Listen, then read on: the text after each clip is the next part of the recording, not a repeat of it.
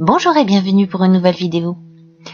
Aujourd'hui, nous allons nous intéresser aux questions relatives aux fréquences et à leur effet sur le corps humain. Selon Einstein, notre corps se compose d'énergie vibrant à différentes fréquences. Les fréquences sonores peuvent donc nous affecter puisqu'elles peuvent affecter le monde physique.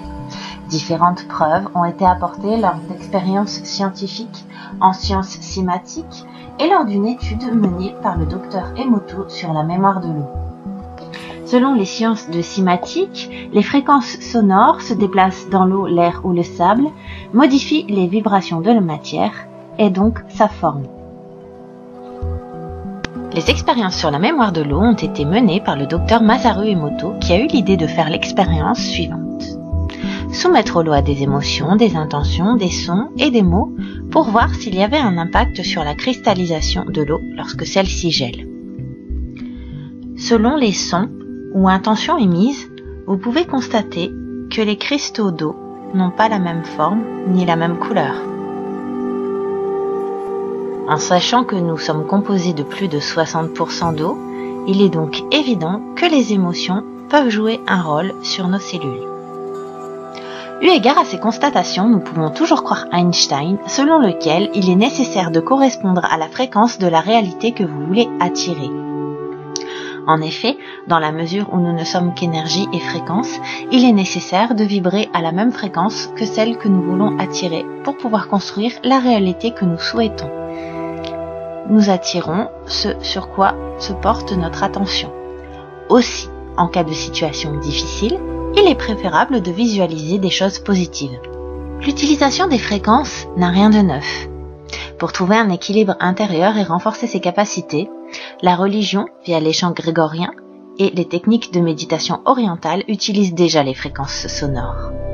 Le son est une vibration. Lorsque celui-ci est en accord avec la bonne fréquence, il peut avoir des effets instantanés.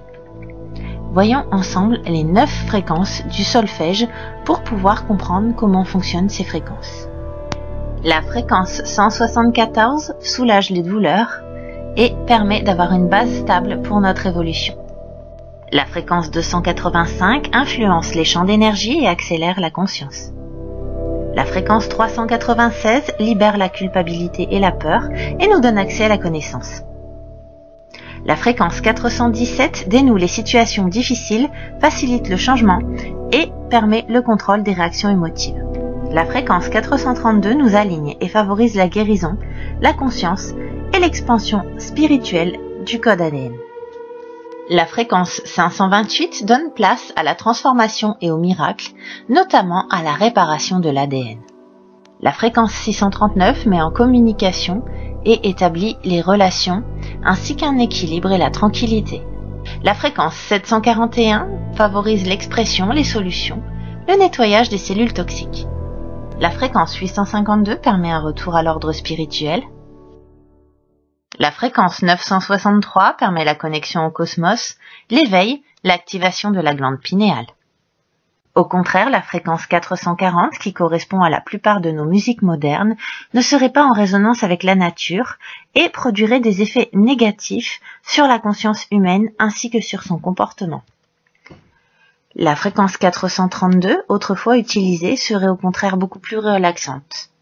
La fréquence 440 crisperait le corps et serait plutôt à éviter. J'espère que cette vidéo vous a plu. Si c'est le cas, n'oubliez pas de la liker, de la partager et de vous abonner. Merci, à bientôt pour d'autres vidéos.